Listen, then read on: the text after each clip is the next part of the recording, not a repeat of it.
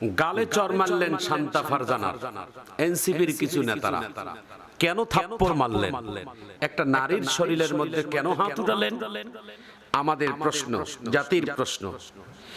এই শান্তা ফারজানা মাথার মধ্যে হিজাব, শরীরের মধ্যে কাপড় রেখে মনে হয় কিছু ফল দেখা যায়, সে ফলগুলো দেখতে সুন্দর কিন্তু ভিতরে পোকা।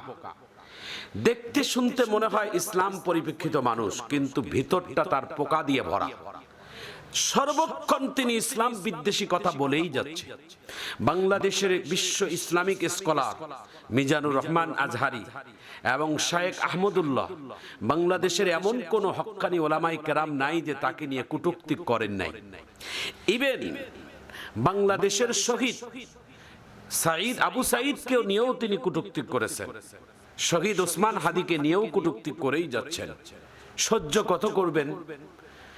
ইভেন আমাদের বাংলাদেশের প্রধানমন্ত্রী জনাব তারেক রহমানকে নিয়েও তিনি অনেক বাজে মন্তব্য করছেন। কিন্তু আমি বুঝি না কেন বাংলাদেশ জাতীয়তাবাদী দল বিএনপির লোকেরা এটাকে দেখে না। কে এই শান্তা ফারজানা? তার পরিচয়টা কি? তার পরিচয়টা পূর্বের থেকে দেখানো দরকার।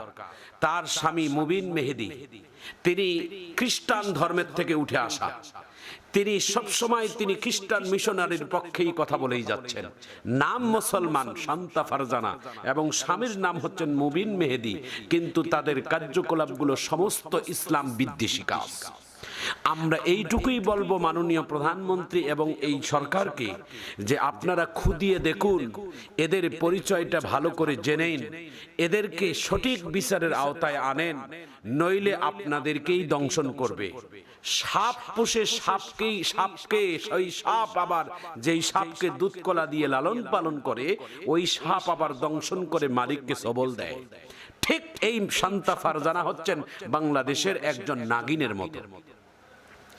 বাংলাদেশের সরকারকে আমরা অনুরোধ করব, যারা দেশকে অস্থিতিশীল করতে চায়, যারা দেশের প্রধানকে নিয়ে অন্যায়ভাবে গালিগালাজ করে, আপনারা একটু ভেবে চিন্তে দেখুন এদের দলকে। কেন আপনারা শক্তিশালী হচ্ছেন না?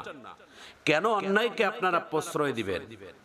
হাদিসে কুরসির ভিতরে পাওয়া যায়, যদি কোনো ব্যক্তি অন্যায় করে, তার অন্যায়ের প্রতিবাদ দেখার পরে যদি সে অন্যায়ের প্রতিবাদ না করে, সে একই গুনাহগার। আপনার চোখের সামনে কেউ অন্যায় করলো, সেই অন্যায়ের প্রতিবাদ আপনাকে হাত দিয়ে করতে হবে। যদি তাও না পারেন মুখ দিয়ে জবাব দিতে হবে। যদি তাও না পারেন তো অন্তর থেকে ঘৃণা করতে হবে। তো অন্যায়ের সাপোর্ট তো আপনাদেরকে দেওয়া যাবে না। এই বাংলাদেশ যারা আমাদের সকলের, আমাদের জন্য, আমরা এই বাংলাদেশের জন্য আমরা সবাই এই দেশেরকে ভালোবাসি। এই দেশের মায়া মমতা আমাদের হৃদয়ের মধ্যে আছে। দেশ প্রেমিক তো নবীর আদর্শ। রাসূল করিম সাল্লাল্লাহু আলাইহি ওয়াসাল্লাম বলেন, দেশপ্রেমিক তো যাদের মধ্যে নাই সে মুমিন না। দেশের প্রেম ভালোবাসা এটা নবী রাসূলদের মধ্যেও ছিল। আমাদের প্রিয় নবী মুহাম্মদ সাল্লাল্লাহু আলাইহি ওয়াসাল্লাম, তার দেশপ্রেমিত্ব কেমন ছিলেন? রাসূল সাল্লাল্লাহু আলাইহি ওয়াসাল্লাম যখন মক্কা থেকে মদিনায় হিজরত করলেন, বারবার মদিনা যাওয়ার পথে আল্লাহর নবীর পিছনে মক্কার দিকে ঘুরে ঘুরে তাকাইতেন। রাসূল সাল্লাল্লাহু আলাইহি ওয়াসাল্লামের সফর সঙ্গী ছিলেন হযরতে আবু বকর সিদ্দিক রাদিয়াল্লাহু তাআলা আনহু। আল্লাহর রাসূল তাকে, আল্লাহর নবীকে জিজ্ঞাসা করছিলেন, ইয়া রাসূলুল্লাহ, আপনি বারবার কাবার দিকে ঘুরে কাঁদছিলেন, আপনার কি এই জন্মভূমি মায়া মোহাব্বত আপনাকে কত পাগল করে রাখছে? আল্লাহ রাসূল সাল্লাল্লাহু আলাইহি সাল্লাম চোখের পানি মুছে বলছিলেন, হে আবু বকর, দুইটা জিনিস আমার অন্তরের মধ্যে সবথেকে বেশি মনে পড়ছে। এক নম্বর আমার জন্মভূমি, আমার এই জন্মভূমি মাতৃভূমি ছেড়ে আমাকে দেশ থেকে পালিয়ে যাওয়া হচ্ছে। দ্বিতীয় নাম্বার হচ্ছে আমার এই কাবা শরীফ, যেখানে আমি ঝাড়ু দিতাম, যেখানে আমি ইবাদত করতাম, এই কাবাকে ছেড়ে আমাকে পালাতে হচ্ছে। এটা আমার জন্য সবথেকে দুঃখজনক। রাসূল করিম সাল্লাল্লাহু আলাইহি ওয়াসাল্লাম বিভিন্ন সময় সাহাবায়ে কেরামদের প্রশ্ন করলে আল্লাহর নবী উত্তর দিতেন। একবার হযরতে আম্মা জান আয়েশা সিদ্দিকা রাদিয়াল্লাহু তাআলা আনহা আল্লাহ রাসূলকে প্রশ্ন করছিলেন, ইয়া রাসূলুল্লাহ, আপনার জীবনের সবথেকে দুঃখের দিন কোনটা কোনটা বলতে পারেন? নবী করিম সাল্লাল্লাহু আলাইহি ওয়াসাল্লামের চোখ থেকে ঝর্ণার মতো পানি পড়তেছে। নবী করিম সাল্লাল্লাহু আলাইহি সাল্লাম বলছেন, আয়েশা, তুমি আমার দুঃখের দিনের কথা স্মরণ করে তুমি চোখের পানি ফেলাইয়া দিলে। আমার জীবনের সবথেকে দুঃখের দিন হচ্ছেন তিনটি। তার মধ্যে একটি হচ্ছেন আমার মক্কা থেকে যেই দিন মদিনায় হিজরত করতে হয়েছে, আমার জন্মভূমি আমার মাতৃভূমি থেকে যেই দিন আমাকে পালিয়ে আমাকে সেখান থেকে মদিনা আসতে হয়েছে, সেই দিনটা আমার জীবনের সবথেকে কষ্টের দিন ছিল। আয়েশা, তুমি জানো না, মক্কা থেকে আমাকে কখনো মনটা চাচ্ছিল না বাহির হতে। যার নাবিবতা যেই শহরে, যেই জায়গায়, যেই গ্রামে, মৃত্যুর আগ পর্যন্ত এটা হৃদয় থেকে কোনোদিন মুছে যাওয়ার কথা নয়। রাসূল করিম সাল্লাল্লাহু আলাইহি ওয়াসাল্লাম মক্কাতে জন্ম হয়েছেন, মক্কাতে ছোটবেলা থেকে বেড়ে উঠেছেন, মক্কায় তার সকল বন্ধু বান্ধবেরা আছেন, মক্কায় তার বাবা মা, মক্কায় রাসূল সাল্লাল্লাহু আলাইহি ওয়াসাল্লামের প্রথম সহধর্মিণী হযরতে খাদিজা। কিভাবে মক্কা থেকে যেতে পারেন প্রিয় নবী বলেন? এটা অত্যন্ত হৃদয় বিদায়ক। আল্লাহ রাসূল সাল্লাল্লাহু আলাইহি ওয়াসাল্লাম বলেন, আমার দ্বিতীয় হৃদয় বিদারক কষ্টের দিন হচ্ছেন তায়েফের ময়দান। যেই দিন আমাকে তায়েফের যুবকেরা নির অপরাধে আমার শরীরের মধ্যে বৃষ্টির ঝড়ের মতো পাথরগুলো নিক্ষেপ করছিলেন, সেই দিন পাথরগুলো পর্যন্ত আফসোস করছিলেন। আয়েশা, তুমি জানো না, কাফেরেরা আমাকে না বুঝে পাথর মেরেছে, কিন্তু নিরপরাধ এই পাথরগুলোও কেঁদেছে আমি নবীর জন্য।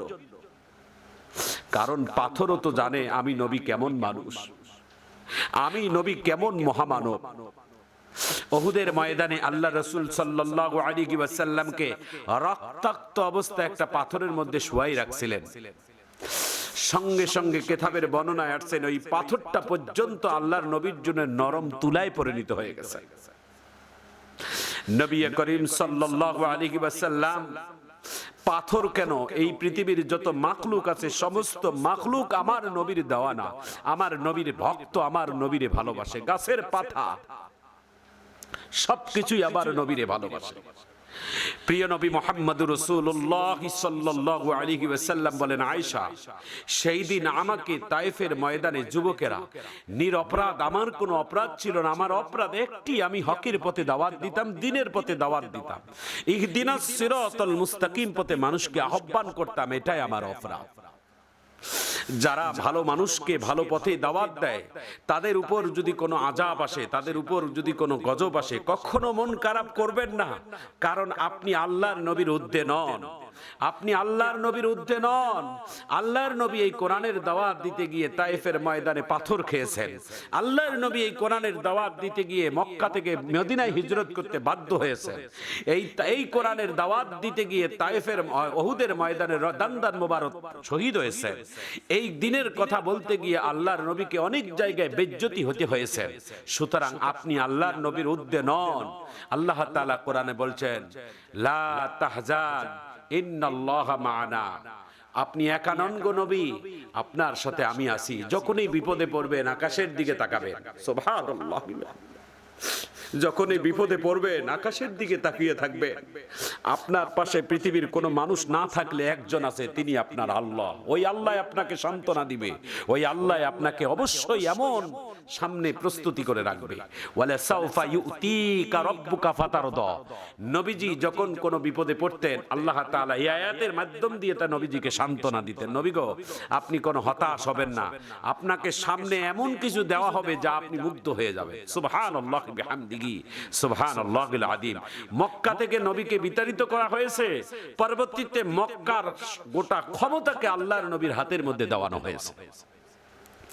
প্রিয় ভাইয়েরা আমার, প্রিয় বন্ধুরা আমার, এই জন্য হতাশ হবেন না, হতাশ হওয়ার কোনো কারণ নেই। আল্লাহ আছে আমাদের সাথে, আল্লাহ অবশ্যই আছে আমাদের সাথে। ওয়ালা তাহিনু ওয়ালা তাহজানু ওয়া আনতুমুল আ'লাউনা ইন কুনতুম মুমিনিন। মনে রাখবেন, আল্লাহ অবশ্যই আপনার আমার সাথে আছে। আল্লাহর সাহায্য আপনার আমার সাথে থাকবে যদি আমরা ন্যায়ের পথে চলি, সত্যের পথে চলি, হকের পথে চলি। ন্যায়ের পক্ষে যদি আমরা যদি ন্যায়ের পক্ষই যদি নিতে পারি, কোরআন এবং সুন্নাহ মোতাবেক যদি জীবনযাপন করতে পারি, অবশ্যই আল্লাহ আমাদেরকে আসমান থেকে সাহায্য অবশ্যই করবেন। এটা কোরআনের ব্যাখ্যা। আল্লাহ তাআলা আশ্বাস দিয়েছেন মুমিনদেরকে যে তোমরা ভয় পাইও না, তোমরা নৈরাশ হইও না, আল্লাহ তাআলা অবশ্যই তোমাদেরকে সাহায্য দিবেন। প্রিয় বন্ধুরা আমার, কে এই শান্তা ফারজানা? এই শান্তা ফারজানার গালের মধ্যে কেন চর মারলেন? বাংলাদেশের কিছু ছেলেরা কেন চর মারলেন? শান্তা ফারজানা তিনি হঠাৎ করে বাংলাদেশের মাটিতে লাইফের মধ্যে এসে তার শরীরের মধ্যে মুসলমানের পোশাকের পরিবেশ দেখাইয়া মানুষদেরকে ধোঁকা দিচ্ছে। আসলে সে ধোঁকাবাজ, সে মুসলমান নাম বটে, কিন্তু তার ভিতরটা সমস্ত ইহুদি কালচারের নীতি দিয়ে ভরা। বাংলাদেশের অসংখ্য ওলামায়ে কেরামদেরকে তিনি নির্দ্বিধায় গালিগালাজ করেই যাচ্ছেন।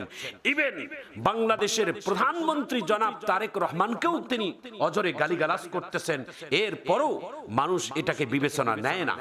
এই শান্তা ফারজানা এটা কার প্রোডাক্ট? এটাকে আপনারা তথ্য খুঁজিয়ে দেখেন। এবং তার স্বামী, তার নাম মুবিন মেহেদি, তিনি অজরে সবসময় তিনি ওলামায়ে কেরাম এবং ইসলাম বিদ্বেষী কথা বলে যাচ্ছেন, দেশের বিরুদ্ধে কথা বলে যাচ্ছেন। এদেরকে আইনের আওতায় আনা হোক, এটা দেশ ও জাতির আমাদের প্রাণের দাবি।